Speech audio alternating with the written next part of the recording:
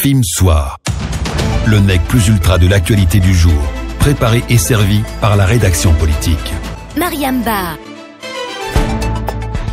18h à Conakry, merci de choisir Film FM. Bienvenue dans ce Film Soir, le sommaire. 1 milliard de francs guinéens, c'est le montant que devra payer l'ancien président de l'Assemblée nationale pour bénéficier d'une liberté provisoire afin de se soigner. Cette décision du président de la chambre d'appel de la CRIEF soulage les avocats d'Amadou Damaro Camara que vous entendrez dans ce journal. Et pendant ce temps, comme il fallait s'y attendre, le procureur Ali Touré s'est pourvu en cassation. Les services de sécurité basés à Koundara ont finalement mis main sur les 2 jeunes accusés d'avoir disparu avec 400 millions de francs guinéens appartenant à leur employeur. Selon la victime, les accusés ont dérobé ce montant après une opération bancaire. Des explications à suivre dans ce journal. Film FM, le journal. Une nouvelle fois, bonsoir et bienvenue à tous. Les civils et militaires qui ont perdu la vie lors des événements du 4 novembre dernier vont regagner leur dernière demeure ce vendredi au cimetière de Cameroun. C'est l'information donnée cet après-midi par la direction de l'information et des relations publiques des armées. Mais avant leur inhumation, des obsèques nationales et un cérémonial militaire seront organisés en leur mémoire au palais Mohamed V. La cérémonie sera présidée par le colonel Mamadi Doumbouya en présence des représentants des familles des victimes et des autorités des forces de défense et de sécurité, informe la DIRPA. Et Kadia Touba a été porté ce jeudi à la tête du syndicat libre des enseignants et chercheurs de Guinness-League unifié. C'est à l'issue du 7e congrès ordinaire dit inclusif que de cette structure syndicale qu'elle a été élue pour un mandat de 5 ans. Dans son discours, la nouvelle secrétaire générale du SLEG dit unifié se dit honorée de prendre les rênes d'un grand syndicat et elle promet de faire taire les polémiques autour de la structure et prôner la paix et l'union entre tous les membres. On l'écoute au micro de Mawa et Vassila. Mesdames et messieurs, je ne sais vous traduire aujourd'hui combien de fois je suis heureuse et fière de voir s'ouvrir et voir les conclusions de ce présent congrès et surtout ces présents travaux du 7e congrès inclusif du syndicat libre des enseignants et chercheurs de Guinness-League à un moment où cette forte alarme a sonné, mettant fin à 5 années de contradiction, d'incompréhension et de violence à tous les niveaux. Cette réconciliation est pour moi donc un moyen pour faire taire les armes, les rancœurs et tout ce qui a occasionné à nous éloigner les uns des autres. En tant que mère de famille, en tant qu'enseignante aguerrie, je m'engage à continuer à œuvrer inlassablement avec toutes les parties prenantes que nous sommes pour la restitution du tissu social au sein de cette noble corporation. Je vous le disais dans les titres, Amadou Damaro Camara a bénéficié à nouveau d'une liberté provisoire. C'est la décision prise ce jeudi par le président de la Chambre des appels de la CRIEF. Et cependant, l'ancien président de l'Assemblée nationale poursuivi pour des faits présumés de détournement de deniers publics devra payer une caution d'1 milliard de francs guinéens. Ainsi en a décidé Noël Colomou, qui a par ailleurs débouté le parquet spécial et la partie civile. Une décision qui n'enchante pas le procureur spécial de la CRIEF, Ali Touré, a fini par se pourvoir en cassation. Aboubacar Sidiki Camara nous fait le point. C'est la décision qu'a rendue récemment la chambre de jugement de la CRIEF qui a été partiellement confirmée à l'audience de ce jeudi par la chambre d'appel de cette haute juridiction du pays. Noël Colomou, juge audiencier. Statuant à nouveau, ordonne la mise en liberté de Amadou Damaro Camara assorti du paiement d'1 milliard de francs guinéens à titre de cautionnement. Écoute les parties du surplus de leurs prétentions. Dès après l'annonce de cette décision, l'on apprend que le procureur spécial près la CRIEF aurait exercé un pourvoi en cassation devant la Cour suprême. Sur la question, les avocats de l'ancien président de l'Assemblée nationale répliquent. Maître Santiba Kouyaté est l'un des conseils d'Amadou Damaro Camara. Étant avocat et épris de l'application de nos lois, le procureur spécial n'a aucune raison juridique, n'a aucune raison valable de refuser d'exécuter cet arrêt de mise en liberté de M. Damaro Camara. D'ailleurs, les conseils d'Amadou Damaro Camara ne s'opposent pas au paiement de la caution pour la mise en liberté provisoire de leurs clients. Mais toutefois, Maître Santiba précise. Mais une fois encore, ce montant de cautionnement ne veut nullement dire que M. Damaro Camara est coupable des faits qui lui sont reprochés. Lorsque cette procédure prendra fin, dit-il, ce montant versé à titre de caution sera tout simplement retiré. Autre facette de l'actualité, après l'expiration de son mandat, Badra Koné, le premier vice-maire de la commune de Matam, a démissionné de ses fonctions ce jeudi. C'est à travers un point de presse que celui qui était jusque-là adjoint d'Ismaël Condé a signé sa lettre de démission avant de la déposer au secrétariat central. Le leader de la NPG motive sa décision par son ambition de conquérir la tête de la mairie, un prélude des prochaines élections législatives. Compte rendu Alseni Diallo et Maki Camara.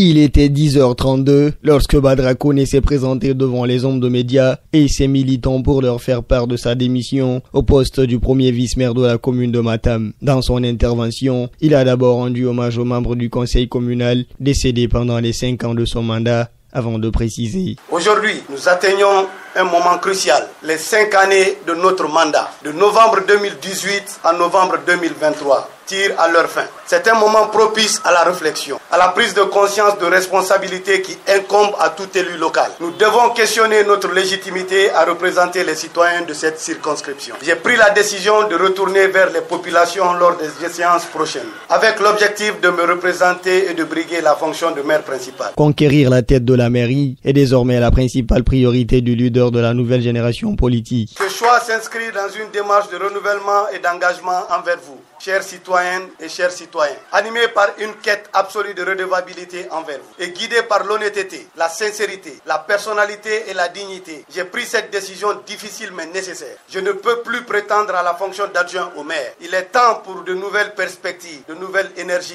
et de nouvelles idées de prendre le relais. Plusieurs leaders de la société civile ont pris part à cet événement. Parmi eux, Ibrahima Diallo, membre du FNDC. Et je crois que c'est un acte historique qu'ils viennent de poser aujourd'hui et c'est une leçon qu'ils viennent de donner à la nouvelle génération pour que les gens puissent accepter à un moment donné, quand on vous confie un poste électif et que vous n'œuvrez pas pour le renouvellement, n'est-ce pas, de ce mandat électif. À terme, il faut prendre la responsabilité pour rendre le tablier. C'est responsable. En présence d'un nombre important de militants acquis à sa cause, le jeune Badara Koné a assuré qu'il est animé par une quête absolue de redevabilité envers les citoyens de la commune de Matam et guidé par l'honnêteté, la sincérité, la personnalité et la dignité. La mission d'identification et de paie des enseignants contractuels annoncée depuis plusieurs semaines n'est toujours pas arrivée à l'intérieur du pays. Une situation qui plonge les contractuels dans l'impasse. Dans une interview accordée à notre rédaction ce jeudi, certains disent qu'ils travaillent dans des conditions difficiles. Ils menacent de bouder les classes dès la fin de ce mois si rien n'est fait. De son côté, le président du collectif des professionnels de l'éducation invite ses contractuels à la patience. Moussa Doré annonce qu'une solution sera trouvée d'ici samedi. Bani Sidibé. Près d'un mois après la signature du protocole d'accord qui a permis aux enseignants contractuels de retourner en classe, les promesses tardent encore à se matérialiser. Pour le moment, il n'y a ni identification, encore moins le paiement de 2 mois de prime annoncé par les autorités. Les missionnaires qui doivent faire ce travail tardent encore à venir. Farah Robert Kamano, enseignant contractuel à Guékédou, semble perdre l'espoir. Nous vivons dans les conditions précaires. Et l'État nous a laissé ici, on nous a fait retourner en classe. On a des chefs d'établissement très méchants, même pour te donner 500 francs d'abord, c'est des problèmes. Quand le mois l'a fini, je ne vois pas la mission, je vais aller faire le dépôt de mes dossiers.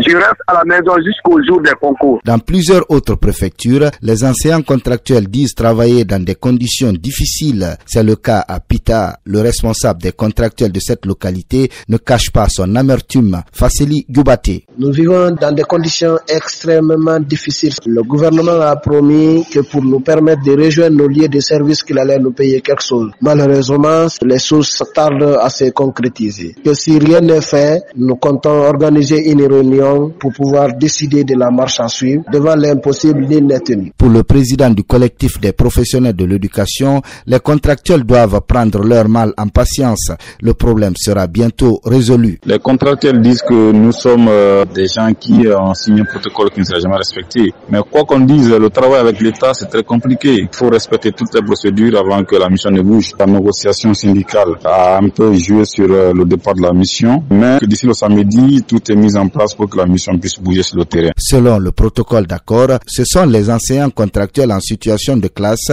qui seront soumis au test et bénéficieront de 2 mois de prime. Et plus d'une centaine de jeunes Guinéens qui se rendaient aux États-Unis en passant par le Nicaragua se sont limités au Burkina Faso pour cause, disent-ils, leur vol appartenant à la compagnie Turkish Airlines est tombé en panne au Burkina. Ils ont passé 2 jours dans ce pays avant d'être ramenés en Guinée. Malgré tout, ils veulent continuer leur aventure et demandent à la compagnie de tout mettre en œuvre pour leur permettre d'y arriver. Ils se sont rassemblés ce jeudi devant l'agence de Turkish Airlines équipée dans la commune de Ratoma pour porter ses réclamations. On écoute Aboubakar Sidiki Donzo, Fatmata Keita, 2 d'entre eux au micro de Ibrahima Diallo. Ce qu'on réclame aujourd'hui, c'est de continuer jusqu'à destination. Parce qu'on a payé les billets pour aller à Nicaragua. On n'a pas été à destination. Ils nous ont envoyés au Burkina Faso et puis ils nous ont retourné aussi à Conakry. Et tandis qu'on a investi des millions de francs guinéens. Il y a d'autres qui ont payé plus de 12 000 $. Il y a d'autres 13 000. Vous voyez? Donc ce qu'on réclame, c'est de nous donner le nouveau billet qui va nous permettre de voyager à l'immédiat. Il y a des nourrices, beaucoup de femmes. Vraiment ceux que nous voulons. Ils n'ont qu'à faire tout possible de nous aider. On ne sait pas quoi faire. Moi, mes parents ont vendu leur terrain pour que je puisse aller. Donc à l'air, je ne sais pas qu'est-ce que je vais leur dire. Je ne sais pas. Je leur prie quand même de nous aider. Plusieurs quartiers de la préfecture de Koya sont confrontés à un délestage du courant électrique depuis quelques semaines. Cette situation impacte négativement les ménages et les activités des citoyens de cette partie du Grand Conakry. Ce sont notamment des vendeurs d'appareils électriques, des frigoristes et des détenteurs de centres de formation en informatique. La plupart d'entre eux font recours aux groupes électrogènes pour alimenter leur lieu de service. C'est un reportage de Mamoudou Diakité.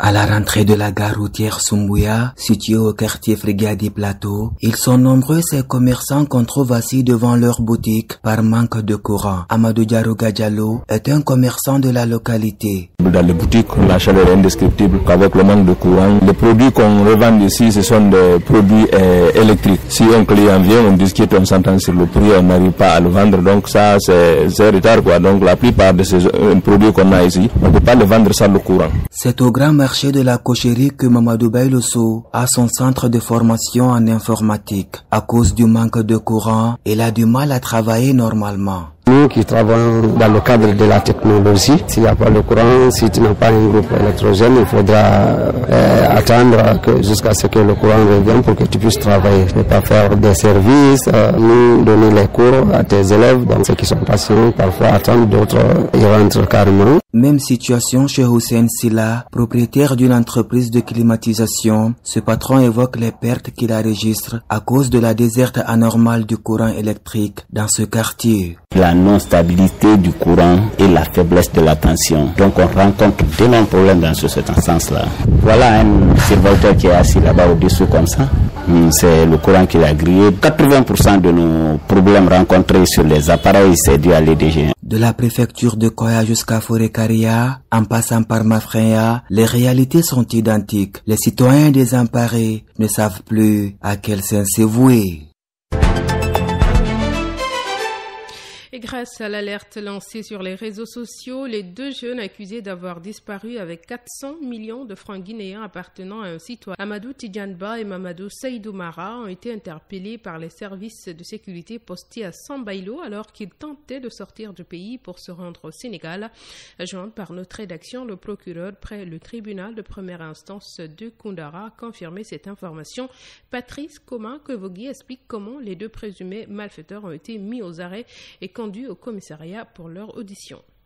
C'est à la suite d'un contrôle au niveau du poste frontalier de Bondofourdo que les deux individus déjà qui avaient été signalés à partir d'Interpol ont été formellement identifiés. Et après leur identification, les deux ont reconnu effectivement qu'ils étaient les personnes contre qui il y avait des incriminations d'abus de confiance portant sur un montant de 400 millions. Après leur arrestation et leur identification, ils sont venus au commissariat central de Koundara où nous avons entrepris de les transférer au niveau de Conakry puisque déjà la procédure était déjà au niveau de l'Interpol.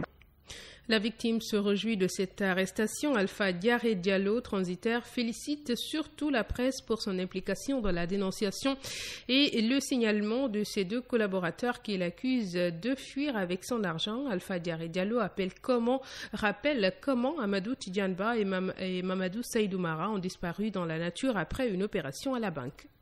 On est très content par rapport à l'effort fourni par les autorités portières. En même temps, nous remercions la presse en général.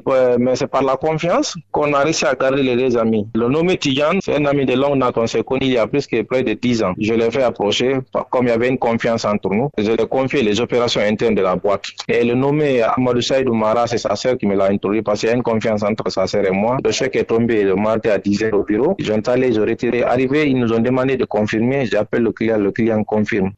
On continue à les appeler, il dit attendez, il n'y a pas de réseau. 13h, 14h, il ne vient pas. Quand on l'appelle, Tidjan décroche, dit non, attendez, le réseau n'est pas viable, attendez. Alpha, mon cousin m'appelle, dit cousin, les gens là, je ne comprends pas. Je dis, c'est qui a pris la moto, descend matin. Il a pris la moto, arrivé à la banque dit non, on les a payés vers les 12h, ils ont déjà sorti. On a retenté le numéro, ça passe plus.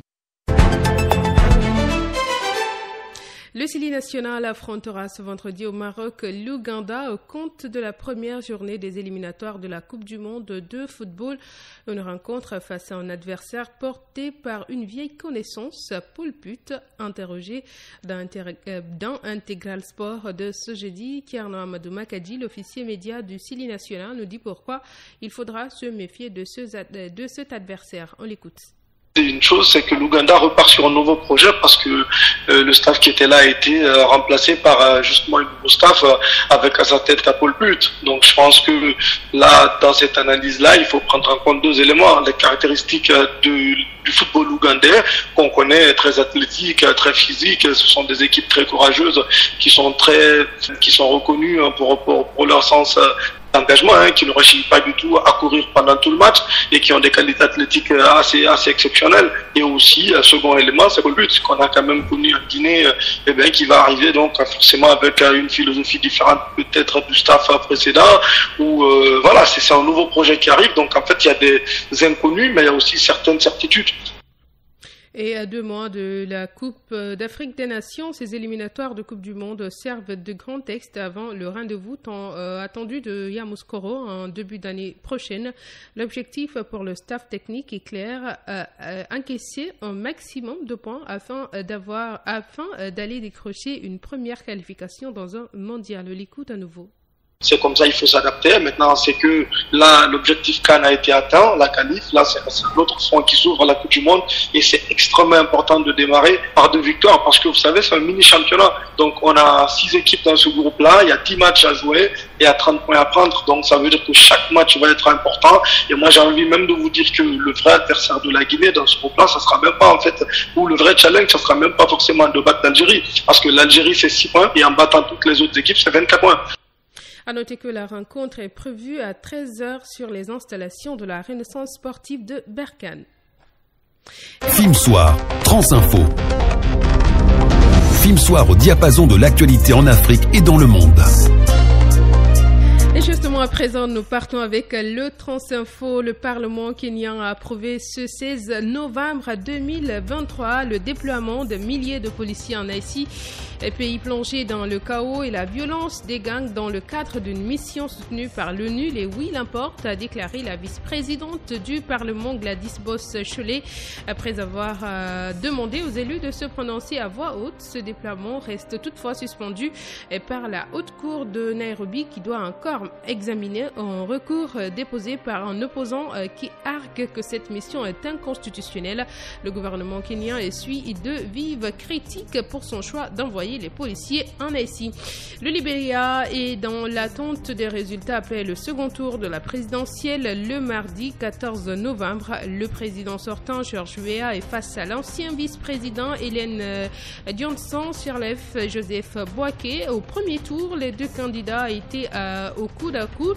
Il y avait à peine 7000 voix d'écart entre ces deux personnalités. Dans un tel contexte, les résultats sont très attendus et la CEDEAO, tout comme les Nations Unies, multiplient les appels au calme. Les communications sont à nouveau totalement bloquées avec la bande de Gaza ce jeudi, faute de carburant. De son côté, le Croissant Rouge palestinien rapporte une violente attaque israélienne et le siège de l'hôpital Ali Arab. Les équipes de secours y seraient incapables de bouger et donc de se rendre auprès des blessés, affirme l'organisation qui gère l'établissement. L'ambassadeur palestinien à l'ONU appelle les pays du monde à se réveiller et dénoncer un génocide en cours. Et à présent, nous allons partir avec la rubrique Le Grand Format. Film Soir, Grand Format. Le grand reportage de Film Soir. Le concours de recrutement à la fonction publique est prévu les 25 et 26 novembre prochains. Les candidats se préparent à saisir cette opportunité d'emploi offerte par le gouvernement de la transition. Dans la commune urbaine de Dubreka, chaque jour, les candidats prennent d'assaut la mairie à la recherche de documents constitutifs du dossier de candidature. L'une des étapes les plus difficiles de la procédure, comme vous pouvez le constater dans ce grand reportage réalisé par Moussa Diawara. À la mairie de la commune urbaine de Dubreka, les candidats à la fonction publique sont pressés à l'intérieur du bâtiment administratif. Débordés par le volume du travail, les agents de l'état civil mettent le bouchée double. Odia Diallo en est la coordinatrice. On reçoit plus de 200 personnes par jour. Vous voyez donc, les problèmes qu'on a ici, c'est juste l'activation des reçus et le problème d'extrait de naissance. Parce que l'officier, il est en train de rejeter les dossiers. Les gens qui sont nés à Zéro-Kouri, mais ils ont des extraits de Conakry. Donc l'officier, il a mis fin à ça. Donc, actuellement, il demande les jugements supplétifs seulement. Devant les agents enrôleurs, les candidats prennent leur mal en patience. Ali Assouma dénonce la lenteur de l'opération. Comme vous voyez, ça prend du temps encore. C'est forcé de t'enregistrer et d'attendre avec cette foule-là aussi. Donc ça prend beaucoup de temps. Selon Ousmane, il y a bien des raisons qui expliquent ce retard. Les gens ils nous envoient des extraits ici. Vous allez voir un extrait qui est falsifié. Vous allez voir le cachet, la signature, c'est pas les mêmes. Vous allez voir quelqu'un qui est né en 1990. Il a fait son extrait à l'an 2002, l'an 2003, 2021 ou 2022. Après la mairie, les candidats se rendent dans un cyber pour l'envoi de leur dossier de candidature via une plateforme en ligne créée par les autorités. Dans ce cyber situé à quelques mètres du carrefour kilomètre 5, les candidats passent devant l'informaticien l'un après l'autre. La colère de Karim éclate. Pour la banque d'abord, ça n'a pas été facile. Il y avait beaucoup de monde là-bas. Il a fallu que je me rende là-bas jusqu'à 2 jours pour avoir mon reçu. Donc après là-bas, je me suis rendu à la commune. La commune aussi, vraiment, il y a assez de monde là-bas. Donc la procédure ne m'a pas pris pour avoir mes dossiers plus vite que possible. Donc après là-bas aussi, je me suis rendu au commissariat. Là-bas aussi même, il n'y avait même pas de courant. Quand j'ai laissé mes dossiers, 3 jours après, on m'a appelé. Sous haute pression, le gérant du cyber, François, apaise les esprits chauffés à blanc. La plateforme elle est un peu lente. Des fois on arrive à enregistrer les gens, mais on n'arrive pas à recevoir les récépissés. Surtout quand on passe par le paiement de Orange Money là. Avec la nouvelle méthode qu'on a instaurée hier soir là, on n'arrive pas à recevoir les récépissés. La date butoir du dépôt des dossiers de candidature au concours de recrutement à la fonction publique est fixée au 21 novembre prochain. Certains candidats rencontrés pendant ce reportage ont plaidé pour un report de quelques jours afin de bien pouvoir préparer leur candidature. Et merci à vous, Moussa Diawara, pour ce reportage. À présent, nous partons avec l'invité de Film Soir. Film Soir, l'invité du soir. L'autre interview de Film Soir. Rubrique invité, nous recevons ce jeudi 16 novembre le président du parti Mouvement pour la solidarité et le développement. Le leader du MSD s'exprime sur le récent accord signé entre le gouvernement et syndicats, le congrès du SLEG et ses inquiétudes sur le déroulement de la transition en cours en Guinée. Dr Abdoulaye Diallo est interrogé par Touré Amadouré. Docteur Abdoulaye Diallo, bonsoir. Bonsoir. Quelle lecture faites-vous de l'accord qui a été signé entre le gouvernement guinéen et le syndicat? En effet, le gouvernement est le plus grand employeur des travailleurs guinéens. Normalement, il doit écouter le syndicat pour le mieux-être des travailleurs. Mais malheureusement, on est habitué à contourner les obstacles. Quand on vient en négociation, on cherche à corrompre une partie de ceci, une partie de cela. Finalement, même l'accord est biaisé. Donc, on ne sait pas, il y a une partie des gens qui apprécient l'accord, l'autre le refuse, le dénonce. Vous estimez qu'il y a eu une corruption, il n'y a pas eu de transparence dans les négociations? Dans le même groupe, s'il y en a des gens qui sont pour l'accord et d'autres qui ne sont pas pour l'accord, ça veut dire qu'il y a mésentente quelque part. Et comme en Guinée, c'est la corruption pour tout, donc on peut estimer, sans se tromper beaucoup, que le gouvernement a corrompu une partie des syndicats qui a soutenu leur ligne de conduite. Autre chose, il y a le syndicat libre des enseignants et chercheurs de Guinée, SLEG, qui tient son 7e congrès ce jeudi sur fond de division. Et quelle est votre analyse? Bon, la division dans le SLEG, c'est depuis le temps de Alpha Condé. RPG, CNRD, il n'y a pas de différence. Donc, mais seulement chercher, partout il y a Aboubacar Souma, la vérité est vers là-bas. Le reste, non. Donc vous êtes militant d'Aboubacar Souma? Non, je ne suis pas militant, mais je sais que c'est quelqu'un qui conduit les destinées du SLEG comme ça se doit. Et il se bat, et pourquoi on veut qu'il quitte? On veut l'enlever, on crée toujours des problèmes. C'est parce qu'il est du côté des travailleurs. La transition, et quelles sont vos appréciations aujourd'hui à l'ère qu'il fait? Nous sommes en train d'observer que la transition n'est pas conduite. C'est sauf qui peut. Donc, le chronogramme, vous avez vu le Gabon, ils ont donné un chronogramme chiffré et détaillé, eux-mêmes, sans l'appui de tel ou de tel organe. Mais chez nous, ici, les militaires qui sont au pouvoir ne sont pas de bonne foi. C'est la CEDEAO qui a imposé, avec les politiciens, qui ont imposé un chronogramme. Donc ils ont fait un chronogramme qu'eux-mêmes, ils ne respectent pas. Qui ne respectent? Le CNRD. Comment ça? On n'est pas pourtant à terme. On n'est pas à terme, mais c'est que ce qui se passe, c'est trop. L'affaire du 4 novembre, là, bon, beaucoup de gabegies, des détournements de fonds. Tout ça, ça ne milite pas en faveur d'une équipe cohérente. On ne souhaiterait pas que des gens comme ça organisent des élections, parce qu'ils n'ont pas le niveau, je pense. Cette équipe, vous souhaiterait que le ministère de l'administration du territoire et de la décentralisation organise les futures élections. Est-ce que vous êtes d'accord avec la démarche? Vous savez, partout dans les pays organisés, c'est le ministère qui organise les élections. Mais ici, chez nous, on ne respecte pas les lois. Donc, il serait nécessaire que nous ayons notre CENI à nous, qui va organiser un organe indépendant, qui ne dépend pas du pouvoir, directement, qui organise les élections. C'est pour le calme et la sérénité de la population. Mais malheureusement, je crois, quelle que soit la forme d'organisation de ces élections, si c'est l'équipe du CNRD, je crois qu'on ne peut pas sortir de problème. Et si c'est l'équipe du CNRD qui organise les élections, est-ce que vous serez candidat? On verra. Parce que pour être candidat, il faut être sûr que les élections vont se dérouler très normalement. Et que la vérité des urnes soit proclamée par des instances responsables. Si c'est ça, nous avons fait de parti, c'est pour participer aux élections. Maintenant, si ça n'inspire pas confiance, on va réfléchir et consulter. Aujourd'hui, vous, en tant que leader, quelles sont vos craintes s'il y en a? Bon, c'est le manque, vous savez, c'est le déficit de confiance entre gouvernants et gouvernés. Ce qui m'inquiète. Et ceci, bon, le CNRD n'a pas comblé ce déficit. Le déficit de démocratie. On ne vote pas, on ne demande pas l'avis des autres. On impose une ligne de conduite. L'insécurité galopante en Guinée. Vous voyez une équipe qui vient libérer des gens à la maison centrale de Conakry, faire tout ce vacarme-là, tirer, utiliser des armes lourdes. Donc c'est un signe qu'il n'y a pas de sécurité. Les institutions ne fonctionnent pas normalement. Le service de renseignement ne fonctionne pas. Tout est à la main d'une poignée de personnes et ça ne marche pas comme ça. Donc on est permanemment dans la crise. Merci Dr Abdoulaye Diallo. Merci à vous. Merci. Et voilà, mesdames et messieurs, c'est la fin de ce film soir. Merci de l'avoir suivi. Merci à l'ensemble de la rédaction politique, à la technique, à Mamadou Aliou Bangora pour la réalisation. Nos programmes se poursuivent.